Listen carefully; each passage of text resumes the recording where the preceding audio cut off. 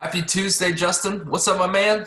What up, what up, what up? It's Taco Ball Tuesday. Taco Ball Tuesday. I am Justin. He is Justin. We are Taco Ball Tuesday, and we're going to hit you with, what's on the docket? Let's hear it. We're gonna do what we did 10 things in 10 minutes last time. This time we're gonna go even faster. We're gonna do 5 things in 5 minutes. All right, buckle up. We're gonna keep it light because we'll have lots of cookies, lots of fun treats coming next week as we preview some Christmas Day action Oh, yes. Oh, and yes. get psyched for the most wonderful time of the year. Best day of the year for the NBA. That's right.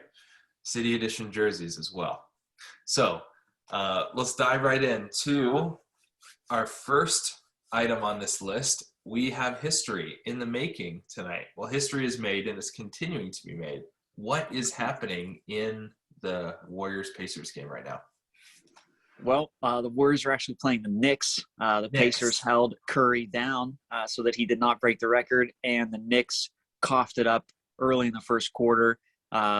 Couple of threes. Ray Allen was on site. Reggie Miller on site.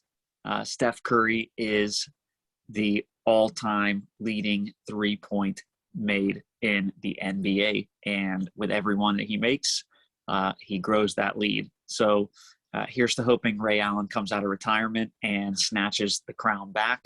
But I won't keep my hopes up waiting for that to occur. Yeah. It was. I just love that those guys were there with him. They were hanging out before the game, and I think Shaq had asked them who the best shooter was, directly to Ray and Reggie, and both guys were just pretty humble about it, kind of dodging the question, and really just saying Steph. So it's kind of crazy to think how many more years Steph could be playing and how high he could set this record. Yeah. It makes me think and question if Ray Allen and Reggie Miller were both in their primes right now, how many more they would have ended up with in their careers, because they played basketball at a time where Reggie Miller was talking about it. He's like, there were times when like the most threes taken in a game was 5 by a whole team. So like the fact that he's taking like 7, 8, 9, 10, 12, 14, like threes in a game is like just outrageous. So in today's NBA, like if Ray Allen was in his prime, how many more threes would he be attempting? Steph Curry passed him in like a crazy amount of less games, but how many more shots did he take to get there? How many more is he taking per game? So that's a good point. I think that's a really good kind of piece of the equation, piece of the puzzle. All right, number 2 on our list, Houston Rockets. What? Houston Rockets, baby, from 1-17 to the league's longest winning streak. Pulled themselves out of the basement ahead of a few teams like the measly, pathetic New Orleans Pelicans. So throw some props to Houston as they really tried to ascend from a horrific start to their season. Yeah, and they're in a spot now where they're only 2 games out of that coveted 10 seed that could. I'm not sure how coveted the 10 seed is, and I'm not sure Houston is exactly coveting that spot. Regardless, I'm not sure they're interested in getting into the playoffs because Houston, OKC, New Orleans, Orlando, they've got some battling to do to see who can get the best percentage for a number 1 pick. So even though all of them I think have been deferred to OKC anyways. So next up on our list is this man, le glasses, le goggles behind me. Why is LeBron in the scratched retina? Let's see. He is on the list because reports came out that he is washed up over the hill, no longer the top player in the league. And, he just won Western Conference Player of the Week, had 3 monster games. Oh, and by the way, if you do a stat comparison, he is even with or better than Steph Curry, who is leading the conversation for league MVP in points, rebounds, assists. And I believe he is shooting 7 or 8 percentage points better than Curry is from the field at like 51% compared to like 43%. So they say he's washed up, and in the same breath, they say Curry is running away with MVP, even though LeBron statistically is having a better season. His team has just not been poised, and LeBron has not played as many games. But I don't know. Say what you want. The Kings still got it in year 19. So next. and he's turning 37 later this month, December 30th. He will turn 37, which is wild. All right, fourth on the list for me, we're talking about the league's health and safety protocols and the fact that we have 31 plus players in the protocol right now that are, as soon as they're in, they're basically out for 10 days. Have to provide 2 negative tests in order to make their reentry back into regular play. So we basically got the whole Bulls roster. So Chicago they had to cancel their next 2 games. So tonight the Pistons, and then I think in 2 days against the Raptors, no longer in the picture. Nets are missing, I think, 5 players, although they're still playing tonight. And then a good number of the Charlotte Hornets are out.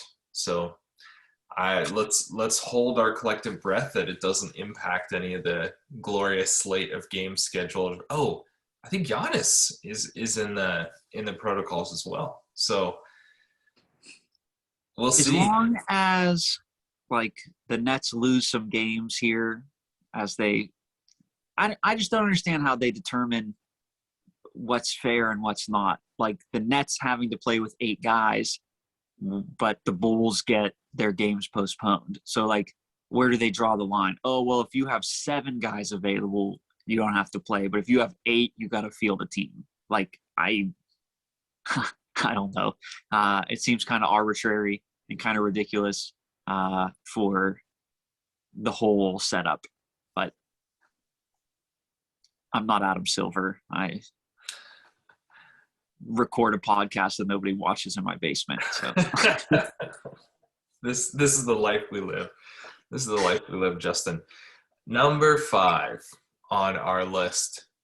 We're talking about the team. We're talking Tower City, baby. We're talking the Towers of Power hailing from Tower City. So big they don't even fit on the screen. Frobly, Frohio, whatever you want to call it. We got the most exciting team to watch in the league.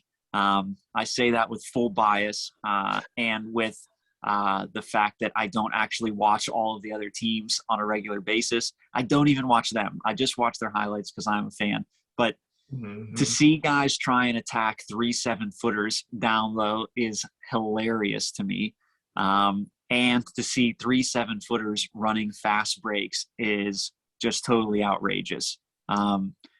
You've got Allen blocking a guy into the stratosphere on one end, snatching the rebound, throwing it to Mobley, who's dribbles it up court and then makes like a perfect dime for an alley-oop to Lauri Markkanen. You got Allen in the low post doing spin moves that just like juked guys completely off screen. And because they play in Cleveland, the national media won't really care, but I'm going to bring it to you every time I get the chance because Frohio, Frobly, Tower City is the most entertaining, fun team to watch in the league. And as it's currently constructed right now, would be hosting, that's right, not just in the play-in games, not just into the playoffs, they would be hosting a first-round series. That's right. As the number 4 seed. Could possibly finish with a better record than LeBron James and the LA Lakers. This team has me really excited about basketball. This season had the chance of being a bit of a dud as we looked around the league and a lot of teams seem to be struggling out of the gate and some oddballs seem to be striving. My team excelling has kept this season interesting because there's not, I don't know, too many storylines with so many players missing time for health and safety protocols. Lots of teams sort of struggling. I'll be excited to see how this rounds out. And I'm looking forward to getting to this Christmas Day games. So, yeah, no, I think the Cavaliers to me are the biggest shocker in the East and are right up there with, I mean, my biggest shocker in the West is just how good the Golden State Warriors are. yes, that was totally unexpected. I feel like I predicted the Bulls as being the most improved team. I didn't think they would be, top 4 hosting a playoff series, and we'll see as time goes on. As you said, their entire roster out in health and safety, but will that affect them as they try and make up games? Remains to be seen. A lot of season left, but still some hope and some excitement from the Northeast Ohio, baby. That's right. All right, man. That's 5 for a little more than 5. Getting your money, your time, your content's worth here. Join us next week. We'll preview some of the Christmas Day games, check to see who will be playing, just talk about the times that the games will be on. Always love having a fresh slate of games on Christmas Day. City Edition jerseys. Also talk about which ones are going to be fresh to keep an eye out for.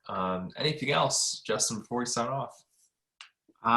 Live Moss, eat Taco Bell, yo quiero Taco Ball. Yeah, and shout out to all the Taco Bell employees, man. Like driving up, they're short-staffed. Times are tough. They're doing heroic work. They're still giving the people what they want. They're working their tails off. Thank you, Taco Bell. Live Moss, baby.